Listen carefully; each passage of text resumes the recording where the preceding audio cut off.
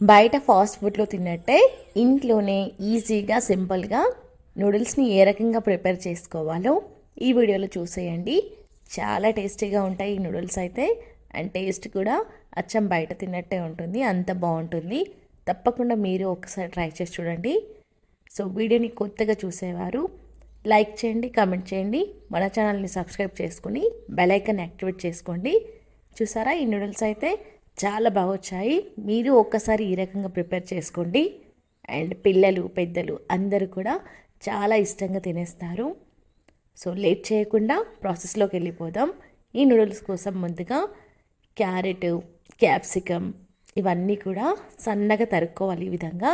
Next ఇక్కడ క్యాబేజీని కూడా తీసుకున్నాను, కొన్ని స్ప్రింగ్ ఆనియన్స్ తీసుకున్నాను, ఉల్లాకులు, వీటన్నింటినీ ఈ రకంగా పొడుగ్గా కట్ చేసుకోవాలి సన్నగా. నెక్స్ట్ ఇప్పుడు నీళ్ళను బాగా మరగబెట్టుకోవాలి. ఈ రకంగా నీళ్ళు బాగా మరిగిన తర్వాత ఇందులోకి నూడిల్స్ని వేసుకోవాలి. నేను ఇక్కడ వెజ్ హక్కా నూడిల్స్ని తీసుకుంటున్నాను. మీరు బయట మార్కెట్లో దొరికే ప్లెయిన్ నూడిల్స్ అయినా తీసుకోవచ్చు. సో ఇవి ఇలా 2 పార్ట్స్గా వచ్చాయి, రెండింటిని కూడా తీసుకుంటున్నాను. వెజిటేబుల్స్ మీకు నచ్చినన్ని కట్ చేసుకొని వేసుకోవచ్చు. ఎన్ని వెజిటేబుల్స్ ఉంటే అంత మంచిది. ఈ రకంగా ఒక 5-6 నిమిషాల పాటు మంచిగా బాయిల్ చేసుకోవాలి. చూడండి, ఇలా ఉడికిందో లేదో చెక్ చేసుకొని వెంటనే ఫ్లేమ్ ఆఫ్ చేసుకొని ఇలా వెంటనే తీసేసుకోవాలి, లేదంటే మెత్తగా అయిపోతాయండి. మెత్తగా కాకుండా చూసుకోవాలి.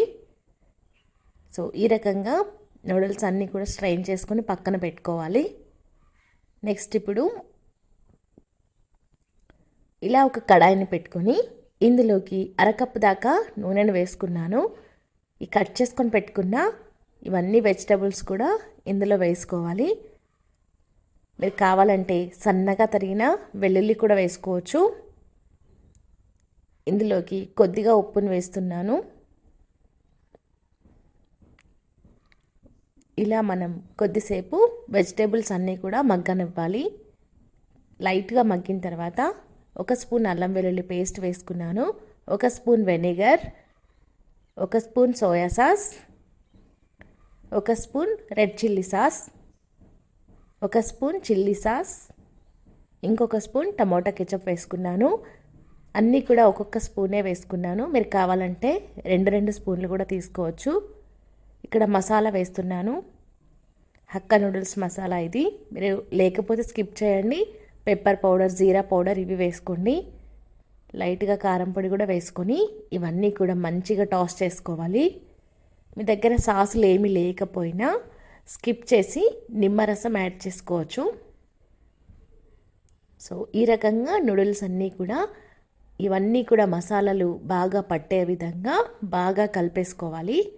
చూడండి, అచ్చంగా స్ట్రీట్ స్టైల్లో లాగా ఎంత బాగా వచ్చాయో. సో పిల్లలు తింటారు కాబట్టి నేను సాసులన్నీ ఎక్కువ వేయలేదు. మీరు కావాలంటే 2 స్పూన్లు కూడా వేసుకోవచ్చు. మన క్వాంటిటీకి తగ్గట్టుగా సాసులన్నీ వేసుకొని సర్వ్ చేసుకోవడమే. చూసారా, టేస్టీగా వేడిగా నూడిల్స్ అయితే రెడీ అయిపోయాయి. చాలా బాగున్నాయి. అండ్ ఎక్కడ కూడా మనకు నూడిల్స్ అనేవి మెత్తబడలేదు. సో అందుకోసమే 5-6 నిమిషాల కంటే ఎక్కువగా ఉడకనివ్వకూడదండి. సో ఈ రకంగా నూడిల్స్ని ప్రిపేర్ చేసుకోండి. అండ్ మీకు ఎలా కుదిరిందో కామెంట్ సెక్షన్లో నాతో షేర్ చేసుకోండి. ఈ వీడియో మీకు నచ్చితే లైక్ చేయండి, కామెంట్ చేయండి, మన ఛానల్ని సబ్స్క్రైబ్ చేసుకోండి. Thank you for watching. Bye.